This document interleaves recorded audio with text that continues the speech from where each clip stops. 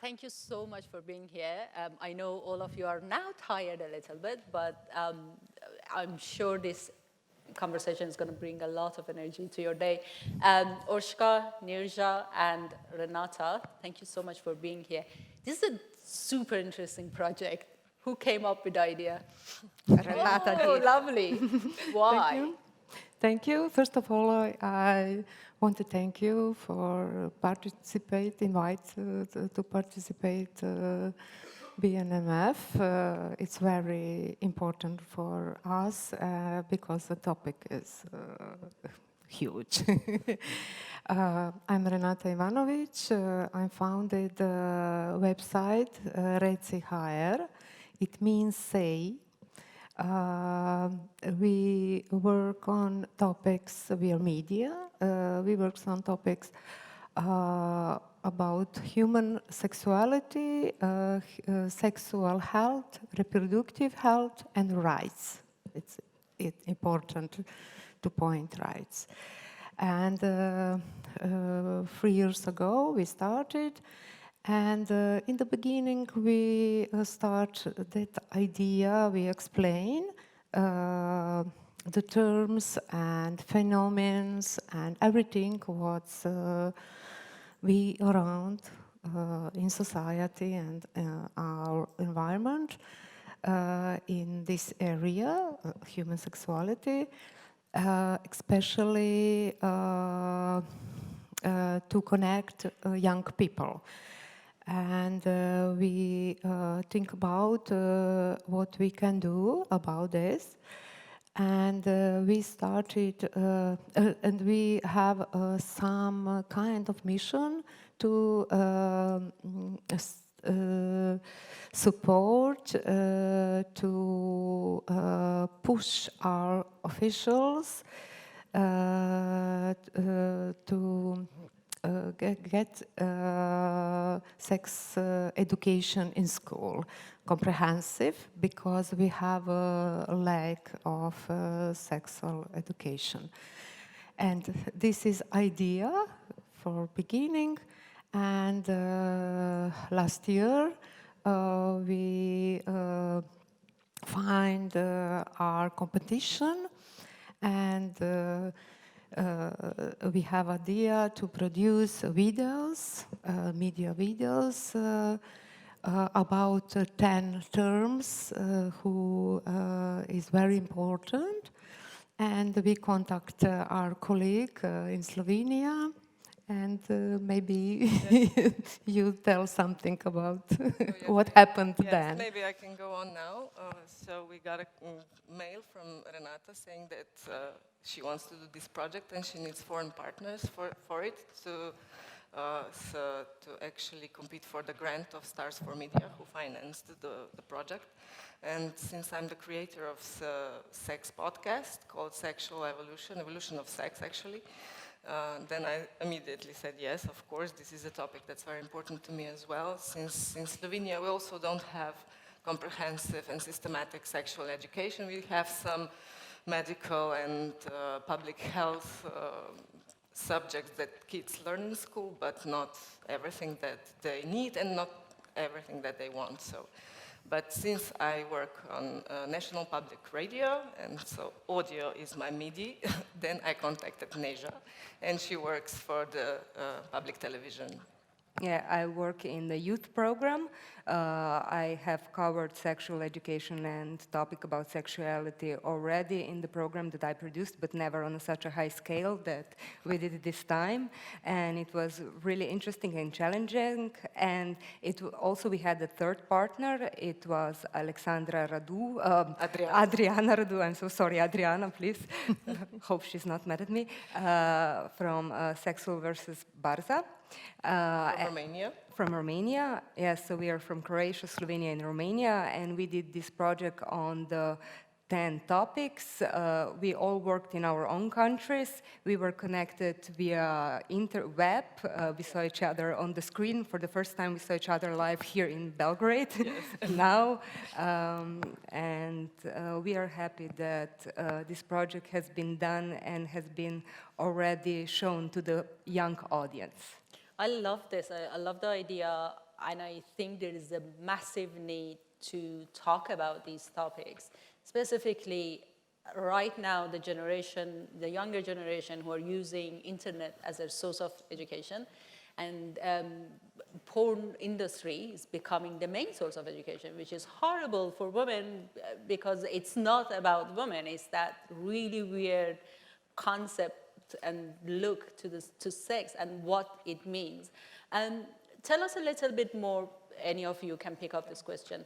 Tell me a little bit more about how openly you talk about it. Is there any barrier for you personally, as well as from the community and your network, to talk openly about it? Do you censor yourself? I don't No. think that we censor We don't. ourselves. No. As we saw a girl in the video in Slovenia, she explained with young people, there's one group that really openly talks about sex and sexuality and gender and everything else, and there's this other group that they don't talk about it. And I think this main source of this possibility or not possibility to talk about it comes from home. I think that if your parents are open with it, and if your parents answer the questions you have about sex and gender and sexuality, then you kind of learn to talk about it, and you learn it's not a taboo. So yeah, me personally, I don't have a problem talking about it. Is it the same across the 3 countries, or? No, No. it's not, because actually we come from the public broadcaster, and this show was aired on our national television. But Renata, would you like to share how it was in Croatia? We have a problem. I hope that this video, which make of TV broadcasting, will broadcast our public service media, HTV called. But when I offer them to publish, charge free, they said we don't have any program for young people, and we can't publish that or broadcasting. And it's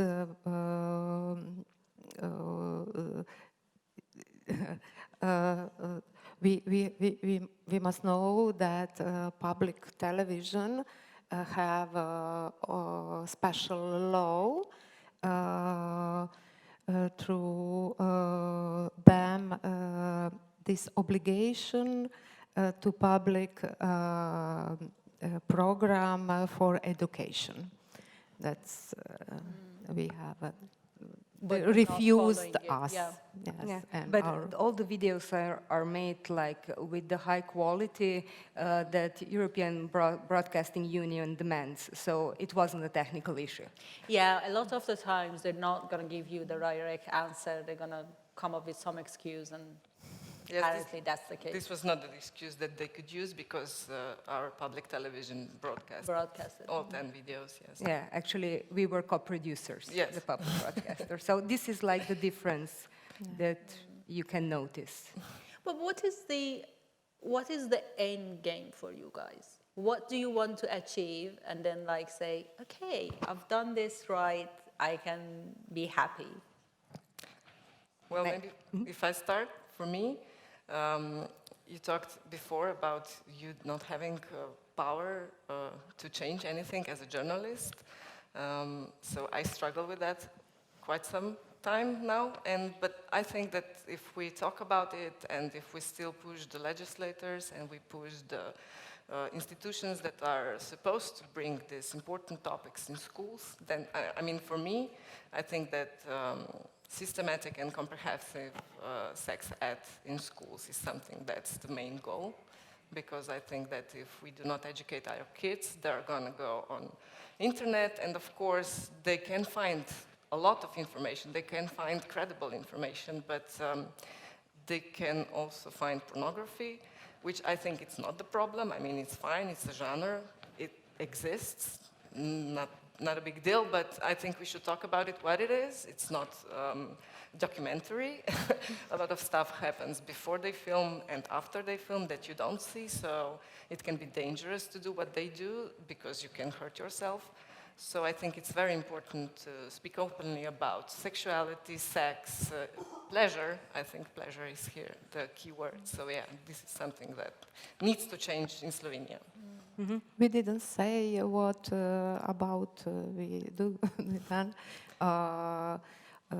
What is the theme? Sexting. What is sexting? What is doxting? We make what is cliteracy? Pick-up artist. Pick-up artist we Yeah, we saw saw it in the video. in that teaser. Consent. And consent is very important. Sexual positivity. Sexual positivity. And Stealthing Yes. was something else there. doxing. Yeah. Internet dating. Yeah. Yes. That's Internet dating. yeah. Yeah. There's a lot to learn as well. like- Porn revenge. We have a revenge session porn, after yes. us. The porn revenge is doxing. I just wanted to point out that many times, like Urska said, that she's struggling with frustration, that nothing changes when you talk about topics that you feel that they should change. But with this project, we didn't change the society, but we made like small steps. National Institute for Public Health decided to use those videos in the program when talking to youth about sexuality. I think this is Oh my quite God, a that needs a So yeah, Yeah. they are gonna use It's been amazing. Good. That's a massive Yeah. progress. I sort of learned that I have to be happy with small steps. So the first thing that made me happy when we did this project that we did with Amazing Woman, this was like the Yeah. first thing, it's when I got a text over Instagram by a follower that saw this video because I put my stuff on social media to be in contact with young audience. And this 13 years old girl wrote me that this is the video that the girls at this age need, that it's perfect, that it's done in the right way. So I was really happy. And then it was a girl that you can see in one of the videos about doxing. She, for the first time, openly talked about what happened to her when she was a young girl. Now she is a young woman. And she was a bit afraid, but also brave to talk about it openly on the camera. We can see her face. She comes from a religious background and so on. And she disclosed everything that happened to her. And after the show was aired on the television, I contacted her because I was worried that maybe she could get a bad response or something like that. Of course, I wanted to talk about to her what happened. And we met, and she said that the family was supportive and also the community was supportive. And she was also invited to some schools to talk with pupils about what happened to her, how to prevent it. So I think it's not a revolution, but these are small, small steps that we also, as content creators for a public broadcaster, for media platform from the web, can Some do. local TV, it's very important. Yes, that we can make a little bit of change and also other people will join. System change happens like that. You do little irritations and then suddenly it all collapses and a new thing can be built. Thank you so much for your time, and it's been amazing talking to you. Thanks for having us. Thank you. Thank you. Thank you.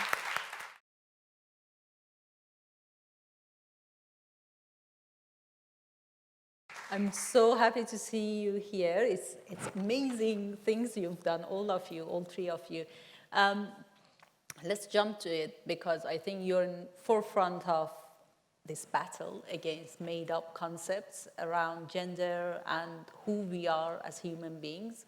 And what I want to start with is give me an example in your own community, because you're coming from different communities and backgrounds.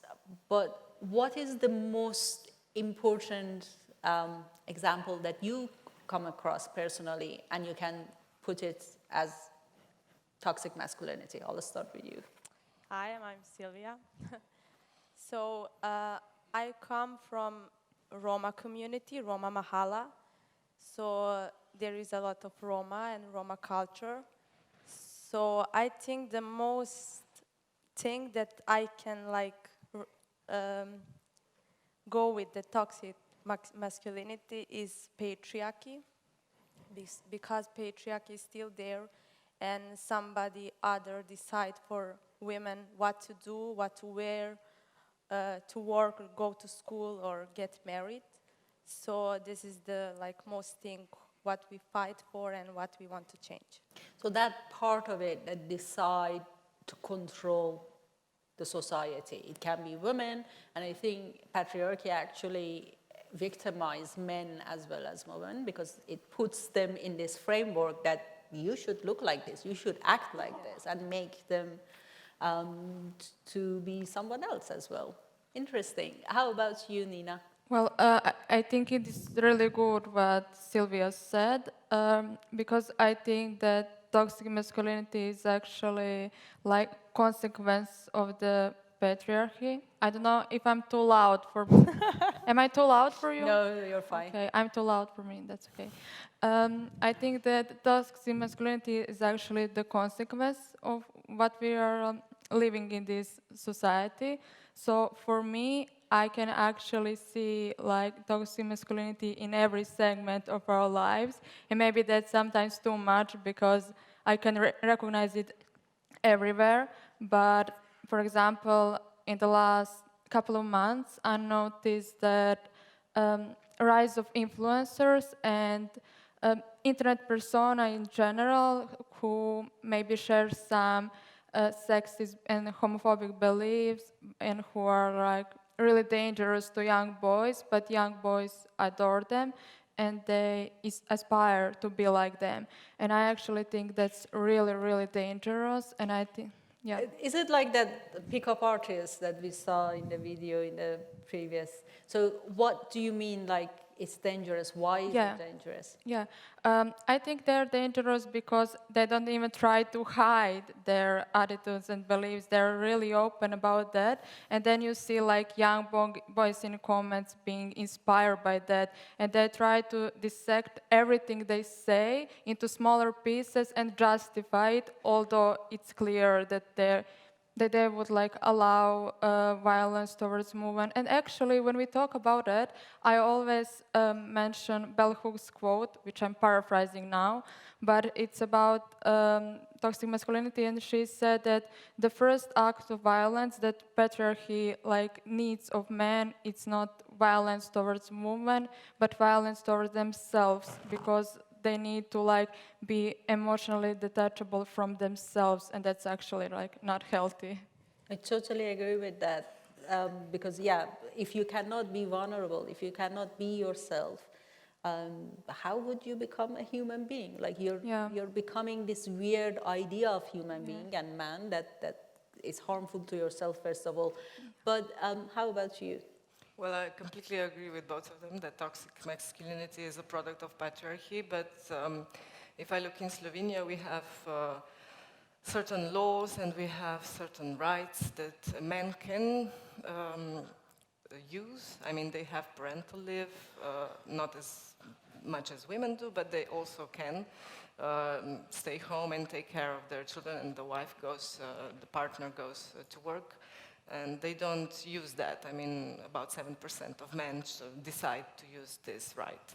Then another example is maybe vasectomy. This is something that men can decide on. In our country, we have in the Constitution the right to decide about whether or not you're going to have children, and the right to use every medical procedure to help you with that.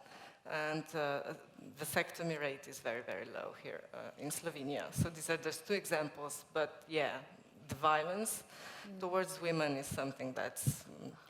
Vasectomy is a really interesting example because men and women both are participating in sex, and we are talking about having children. So both of them are part of this process.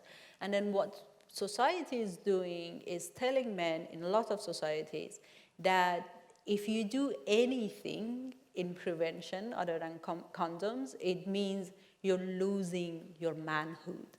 And that idea of, what manhood means and how masculinity portrays itself in the society is really harmful. And that's why we are having a lot of men who are not even taking care of themselves, first of all, and then jumping into these boats of going for drugs or surgeries to create this feeling about themselves that I'm really a strong man because I have a bigger penis or something like that. These ideas, I think it's really harmful. But I don't know how much it is talked about in your communities, because as you said, it's not that common to talk about in Slovenia. How about your countries and communities? About the topics? Yeah, the vasectomy, or that kind of idea of what does it mean to be, to prevent, to use contraceptive as a man. I live in Roma community, but I live in Serbia, so it's in Belgrade. So I think here they are using, I don't know. This is really interesting because you guys, like as a woman, you should know about how men can prevent But pregnancy. sorry, but you mentioned about condoms, like they use condoms. Actually, I don't know if that's like globally, but here, in Montenegro, it's also like men don't want to use condoms sometimes. There are many stereotypes or whatever. They sometimes say they're too small, although there are many sizes of condoms, or they say they're too tight, or some other, they actually say Finding that. excuses. Yeah, that's global as well, I have to admit. Yeah. Well, we actually had a research done on this topic, and they found out that in Slovenia, couples often use, how do you say it, so they pull out before they ejaculate, because women don't want to use hormonal birth control, and men don't want to use condoms because they're not comfortable. So this is something that they turn to in order to be protected.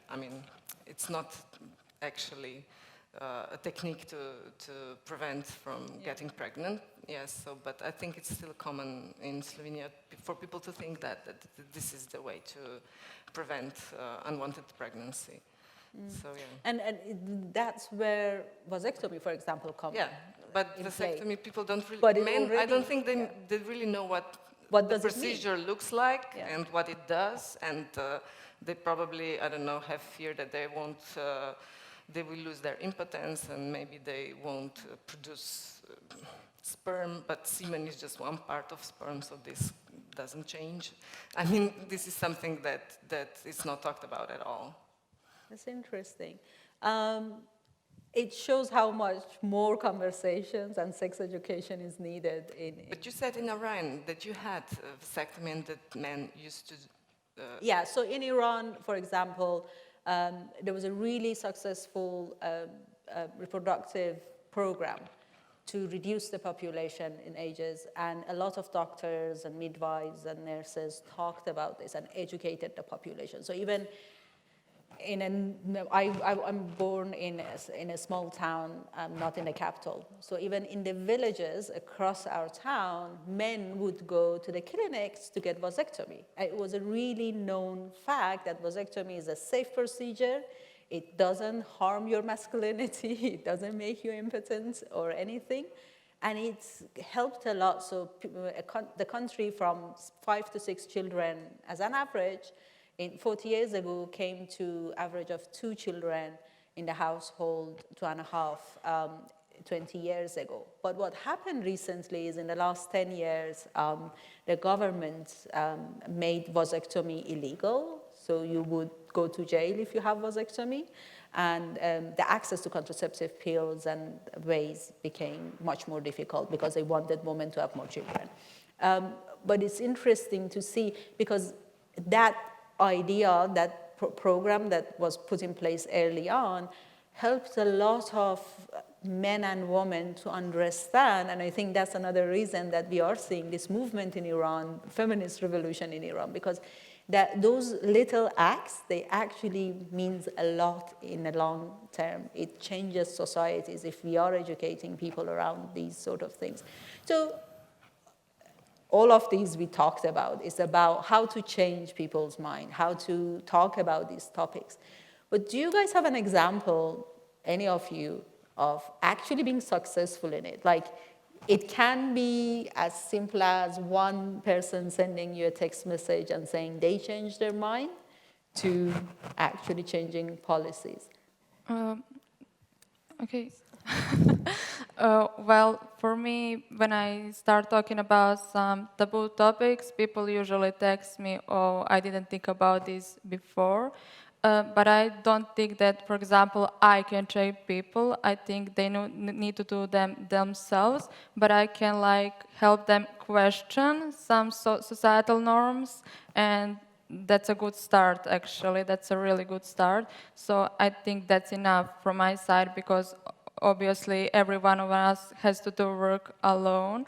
But I noticed most changes in people around me. For example, in my mom, because when I started talking about these topics, she really like followed me. She read everything that I wrote, and after some time, I noticed that she would stood up for some sexist stereotypes. When someone commented something, she even started doing that without any hesitation. She would just go for it, and I was so proud of that, because that's like really changed. Because I grew up in a patriarchal society and family, obviously, like most of us, so that's a really win for me. That's a really good example. Yeah. Actually, change from people around you is Yeah. the most effective ones. Yeah. I need to agree when she said about mom, because everything what we do for our grandmother and mother who cannot be there and fight for what we are fighting.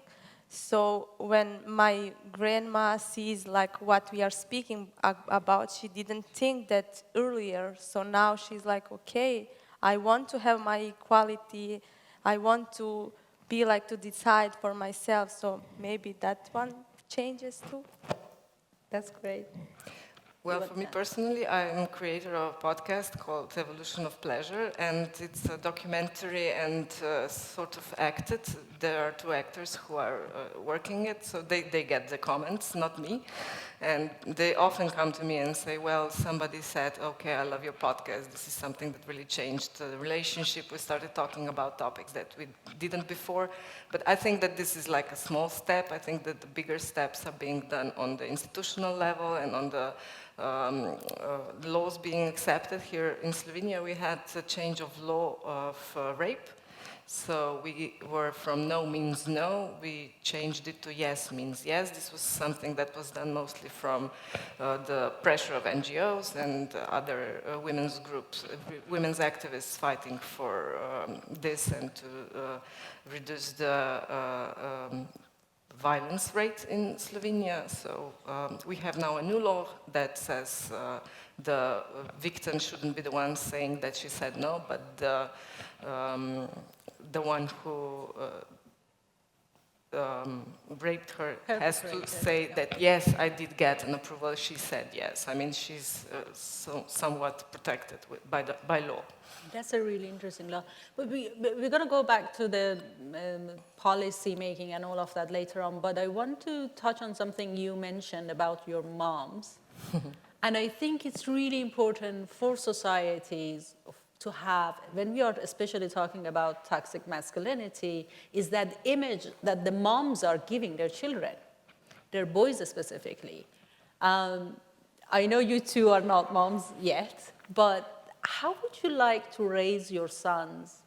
What would you teach them? How would you raise them to fight this battle and create men who are, as there's a gender parity between men and women in the First, future? to respect women, to respect everything what she wants to do in her life, to be like support there, not to stubbornly like down, to be like, to have like, somebody back who can hold her.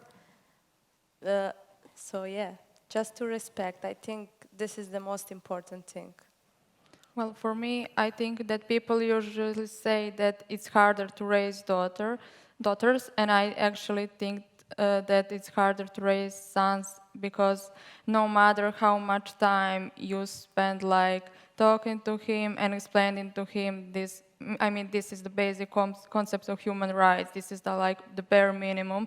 But no matter how much time you spend doing that, he can go to school. And this actually happened to one of my readers. She was texting me the other day, and she said, "Oh, you know, I do all that you're talking about, but when he goes to school, kids are making fun of him because he's wearing a pink shirt." And that looks like a small thing, but that's where it starts, and it actually will affect him, and it will affect him to change his behavior. So I think that no matter how parents are trying, we need to have whole society to do that. And it's educate your sons, those signs when some type of sexual harassment happens. Yeah, I completely agree with that. I mean, it shouldn't be all on the moms. Although we had a research on student population and high school kids population, and they all said that most of the information they get about sex and sexuality comes from, firstly, the internet, and second source is the mother. So the mothers are very effective here in Slovenia because even though we don't have the systematic and comprehensive sex education, we don't have the rise in underage abortion. First time people have sex on average is at 17 years and a half. So this is something that we still see that the moms are doing a great job, but yeah, not everybody has a mom.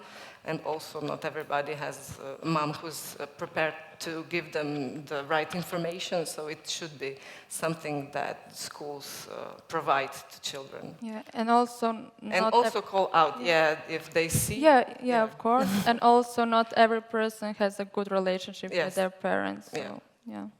It's quite difficult as well to fight with a society, as a household, to go against all the things that society pushing to your children.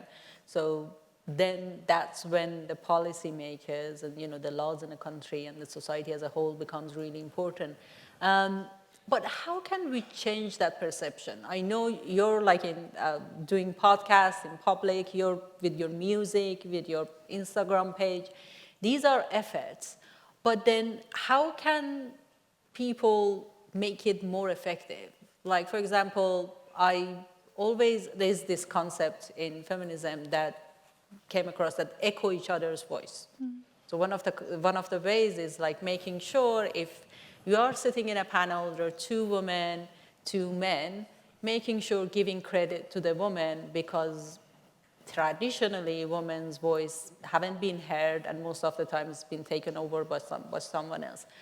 But so on top of my mind, when I'm thinking about this, I'm thinking, okay, how can we echo each other's voices? How can we make sure that these images, these conversations about toxic masculinity is out there and men can hear it as well as women? So for example, right now, we are 4 women talking about this. I really wanted 1 man to be here as well, so they can contradict us and put it in perspective as well. But what are your ways, your suggestions?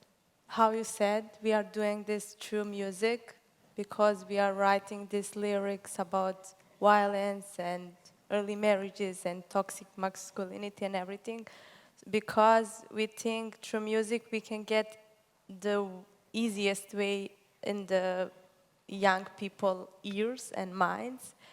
And I think we need, how you said, to start in schools, because you are not born racist, you are not born to be toxic masculinity and everything. So we need to be educated to speak more about this, to have more these events on an Instagram and everything, just to speak more about this, and maybe to try to speak with these men who are doing everything this, to ask directly, what is your problem, what you are doing this, because maybe he has some problem what he is doing this and what is the, the back of everything this. My first question would be how he treats his mom,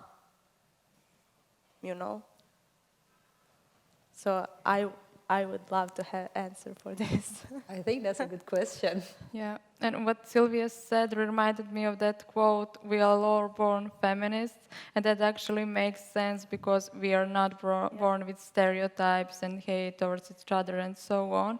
For me, I actually did get in contact with many institutions, not just in Montenegro, but in Balkans in general, because some of the topics I covered like had huge media coverage, and then they talk to me, but usually there's this wall, and as you said, it's the same in Montenegro. NGOs do most of the work, and we have the same law about no means no, rape and consent and so on. That's what NGOs actually did. So it's really hard to talk to institutions because they just put the blame on one another and don't want to gather and work together. So they don't want to take responsibility and do this.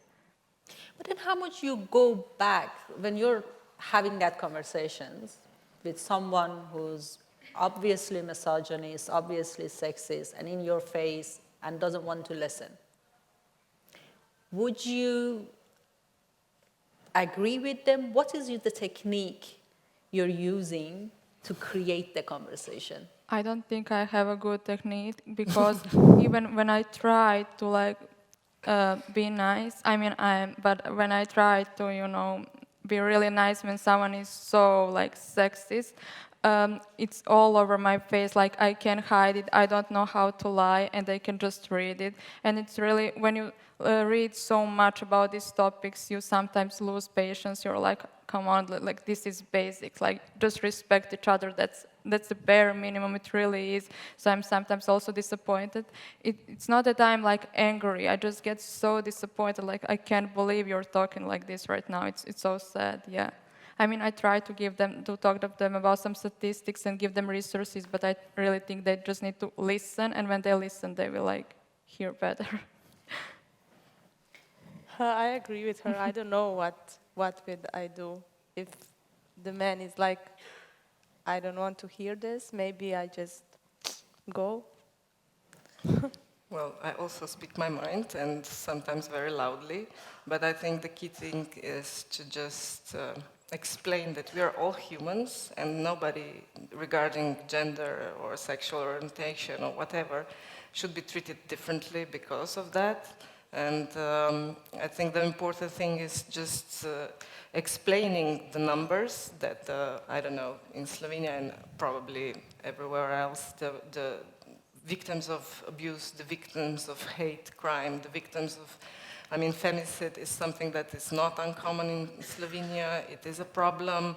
Domestic abuse, it is a problem. Alcoholism and suicide rate in men is higher than in women. I think that this is also because of toxic masculinity. So you just give them the numbers and just, I don't know, put yourself in my shoes. I don't know, how would you feel if somebody on daily basis would just talk to you, I don't know, on the street and say bad words? I think it's maybe we can brainstorm on this right now, that why they are defensive. Why? I think that they think that their privileges are being taken away. I think that they feel that they are put in a position where they're the abuser, which maybe they are not in their personal lives, but they feel like even if other men who don't act like that, they often feel defensive, now it's my fault just because I'm a man. So maybe this is something that's the reaction that they get, but we should maybe tell them about the positive things, to be, I don't know, kind and generous and emotional and not hide their feelings and what are the It's a really good point. I remember I was in Mexico, in Tulum, and there's a lot of young New Yorkers coming to Tulum. By accident, I was at dinner with a couple of friends, and there was this guy, older Fox News pundit, who was talking about his life being ruined because his wife divorced him, and he doesn't have the right to see his son, and he's really feeling left out. So he talked about it all over the dinner, and then it was like, at some point, my friends were talking, and he said like, oh, you're a feminist? And then he started attacking me and saying like, oh yeah, I hate feminists. You know, you are like all of those bad things, telling bad things about men and all of that. I started saying, okay, but I totally agree with you. There are feminists who are attacking men without any good reasons. There's always like these different people in every community. But I wonder, when you are talking about, you know, me talking about sexism being a bad thing, have you ever thought about if sexism didn't exist, you would have been able to have a better relationship with your son? I think, let's think about this. Are there any trigger points in these men's life that we can use to turn the table against them, against their, you know, their wall, so their wall can come down and then we can have an open conversation? Because a lot of the times what happens is that toxic masculinity creates an idea about how to be a man that puts a lot of pressure on men. So men cannot see themselves or understand how to be, basically, out of that framework. What they do then, you stick to that framework, you fight for it with all your, you know, power and everything mighty you have in yourself, and try to protect it, because that's the only way you know how to protect yourself and your family and who you are and everything. Identity means that. So in your countries, I think that portrayal of men is even worse than American country and American culture. How could you, what are the most pressure points that you can see and say, okay, these are the points that makes the men in my country angry or not vulnerable, like trying to be protective, because everyone is vulnerable. Everyone has these moments that they're not as strong, and there's nothing wrong with that. But is your culture actually feeding that picture of a strong man? If yes, how can we unassemble that and create a better situation? I think that's about what we think when we think of a traditional concept of masculinity and what we think of when we think of traditional concept of femininity. As you said, like, can we tell them that emotions are okay, like you can talk about what you feel about your problems, you don't have to bottle up. But on the other hand, we are taught that those traditional masculine values are good and that feminine traditional values are inferior to that, and those are emotions. We see emotion as feminine, although they're human, of course, and we see like rage as masculine, although everyone can be like really mad. So yeah, that doesn't really make sense. So I think we need to start from the beginning, for the day that they are born, because I'm sure that you notice even before the child is born, if they know the sex of the child, they already have expectations. That's why they say, oh, older sister is going to take care of her brother, and brother is going to be, you know, there for her sister to fight all the boys and etc. So we start that even before they are born, and can we only imagine what happens when they are born, how many stereotypes are they fed from the young age. So I think we should start from the beginning, but also, like in the Balkans, we had many other problems. We had war, and there are many people with traumas from that, and that also affects this greatly. Although it may not seem connected, it really is, and it affected it in such a great way. War is a really interesting concept, and the violence, because why war drive men to more violence when they're coming back? So the domestic violence would go up in societies that have been through war, but for women, it leads to depression. So women become more depressed, and they just accept what it is. I think it goes back to the same traditional views that we have about. It's really good, really interesting point you talked about. I'm really, it's picking on my brain. Anyways, I'll think about it more later. But I want to move on to the place that we are talking about you as individuals, because you're in the forefront of receiving a lot of, backlash from the fight you're fighting and the toxic masculinities, what do you call it, sharp nails or something like that. How do you take care of yourself? How do you protect yourself from this kind of toxic exposures?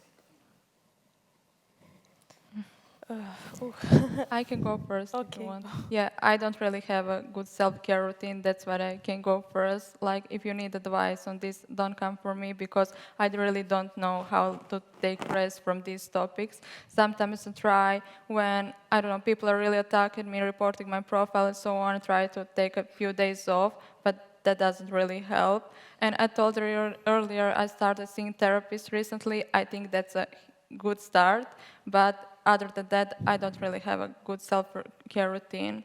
Maybe it's good when I share my experiences with people who are experiencing the same or similar things, or who are in like this arena longer than me, so they can help me out. But other than that, yeah, I don't have really good advice. I just don't read because when I have some maybe bad comments for what you're fighting, and men are also like, they are also like have violence, not just only women, I just don't read. I like delete, and I think the best way.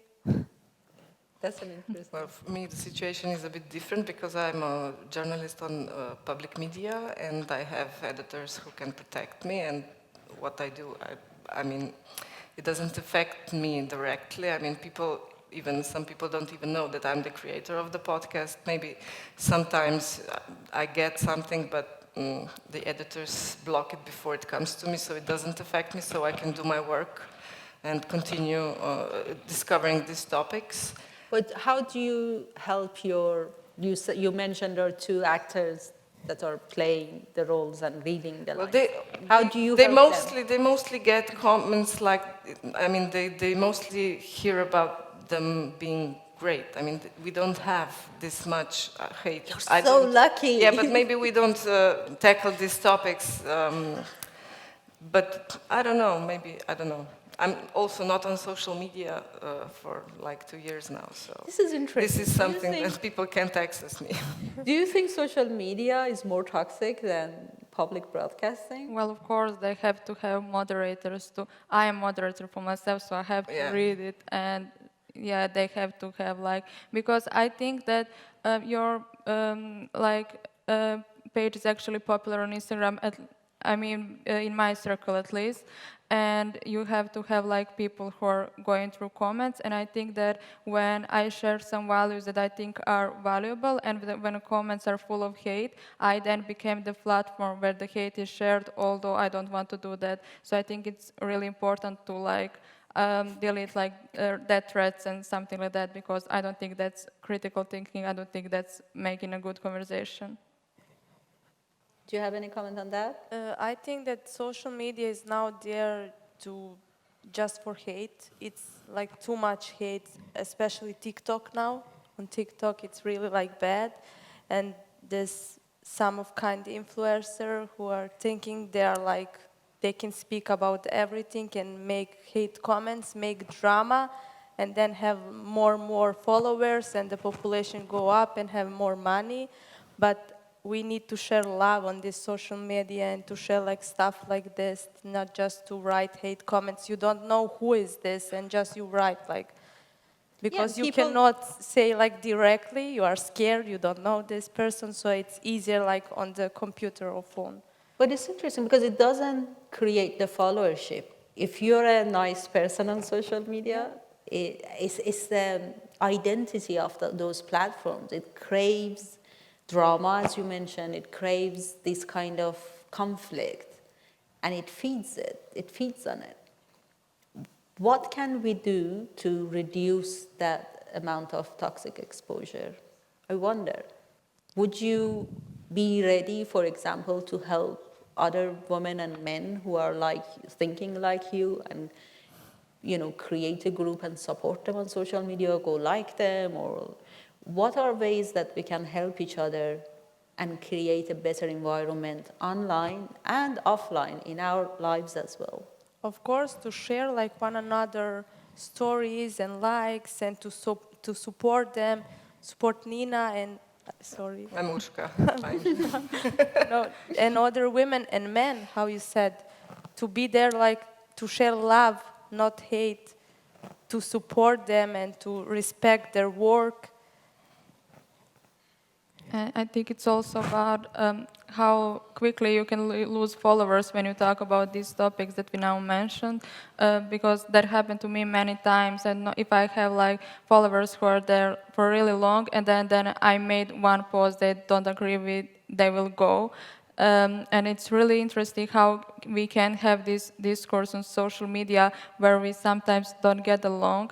And I'm really lucky to be connected with other feminist groups here in the region, and we even have a group, and we had discussion about this recently because we've been getting hate, and people were telling me, oh, why are you following them? And they were telling them, oh, why are you following Reci.hr and so on. So they reached out to me, and we talked about that, and we realized that even if we have some differences, we will be there for one another because that's so important. And on the end of the day, they will do more for me than those haters who are saying, oh, why don't you follow them?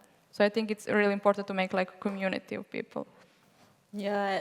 Yeah, I agree with that. And I also would like to point out that social media is different on the country the users live. I mean, social media in USA and social media in Slovenia and then social media here in Serbia, it's something completely different. In Slovenia, I can talk about that we have certain far-right groups who attack for, I don't know, money. They get paid and they do that, and it's a lot of cash flow into them to stop.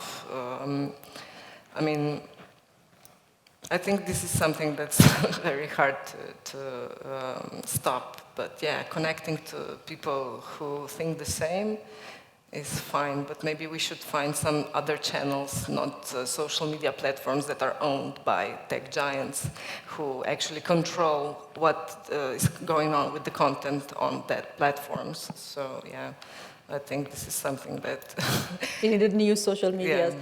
It's interesting. And I'm sorry, and that's what I wanted to say, because Instagram is not our friend, and those social media platforms are actually not our friends, and they have these algorithms that are not really reliable and really good, and they have these politics, and I think they're money-driven only, so I don't think they're really, as you said, we would need like some new platform. Yeah. The power is in the community. So Yeah. you're building your community and so getting the support from them. I wonder if we don't have much time, so I want to get something to take away with us. If each of you can think of one example that can, if there is like a policymakers of your country, presidents or whoever that can give that order in front of you, and you have one thing to ask them to change, to make your country a better place for all of the people who are living in it, what would you ask? I would ask for change of education. I can elaborate, but I don't have to. I think you understand, yeah. What do you want to change? Would Well, it be I like think formal education, we can start from that because it's really important. It's really important who are our professors. It's really important what are we being taught and in what way. For example, I'm sure that almost every one of you had like some sexy professor or so on, or that we didn't like get really good biology lessons, for example, about our body and so on. So we can start from there because kids are there from the beginning, and then they will, I think it's better to have access to that kind of education. I don't think that education like really prepare us to fight for this in real world. I don't think that really help us to find ourselves in the real world. I think they just kind of like want to put us in one place, and that's it.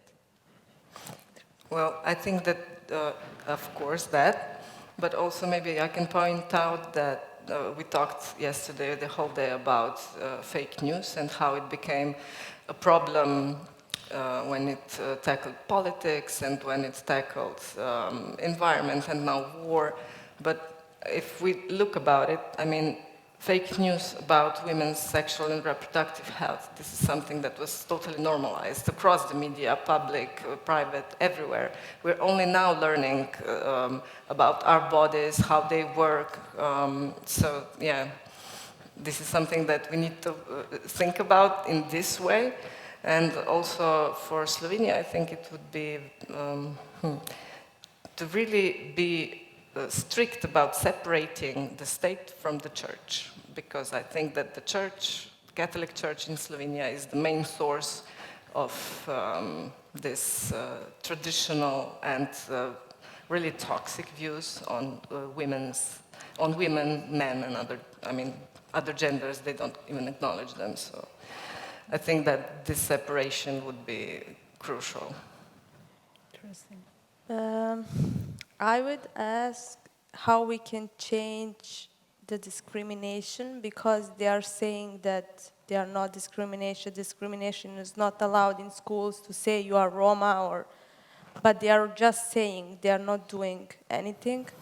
So maybe that, because most of Roma kids are very discriminated at school from the friends, from the teachers, and so on. So maybe this one. And I wonder, like, when we are asking our policymakers to change something, aren't we asking the wrong people? They grew up in that culture. They don't even, most of them don't even understand. And then we are asking them to do something that they don't understand. So how can we go around it and find a way to actually be effective and change them? Well, I think that we need something much bigger. I'm not really optimistic about policymakers and so on. So when some revolution will happen, then we can make some really changes. Because I also thought 2 years ago when I started, oh, they just need to change that law, they just need this. And I mean, I know that we are in this system now, and I'm still working in it and trying to do my best, but I think that a huge change is possible while we live like this and have those policymakers and have education like this and media literacy like this and so on. And I think we need to support each other in being loud, and also recognize that, we're running out of time, and women's rights and equality and human rights, it's very important for, the future of our planet, because if we don't do anything about it, this is something that's gonna, we have to be kinder, not just to each other, but also to the planet. And this is something that we can do through advocating for human rights. It's interesting. Some argue that toxic masculinity is the drive behind capitalism that leads to destruction of this planet as well. Yeah. And hopefully we can find a way out of that. Maybe we could encourage young women not just to vote, but to actually start getting involved in politics, to get in the position where they can make a change. I mean, in Slovenia right now we have the most representatives in our parliament that are women than we ever had before. So I think this is something that we can be happy about. I'm just going to finish now, but I want each of you give us one thing to take away with us, one thing to think about, and then, elaborate on it later maybe. But what would you want, for example, me to think about when I think about Serbia? I need to think about it. Okay. When you think about Montenegro, well, I'm not sure. I probably wouldn't say the same thing for you. I would say someone who doesn't know much about these things and so on. I think that we just need to question the societal norms that we are taught, and that's going to be enough. It's almost the same thing as Serbia and Montenegro in other Western Balkan countries and so on. So when we start to question them, I think that's actually the hardest step to take, because the one step to solving the problem is recognizing that the problem exists. So when we start doing that, then we maybe can talk about some change that is visible to everyone. I think in Slovenia we have to look at Iran right now, because we have a lot of laws, a lot of good laws that provide equality for all. But somehow we lack institutional control that would implement those laws and would encourage, men to take parental leave, or, some other initiatives. So maybe, this is something that maybe we should learn from you. That's interesting. And maybe for me to think about disparity that exists in different parts of Serbia. Oh, I really don't know what to say. But really, my mind is like... You're speechless. Thank you so much, all of you. It's been great. Thank you. And thank you, everybody.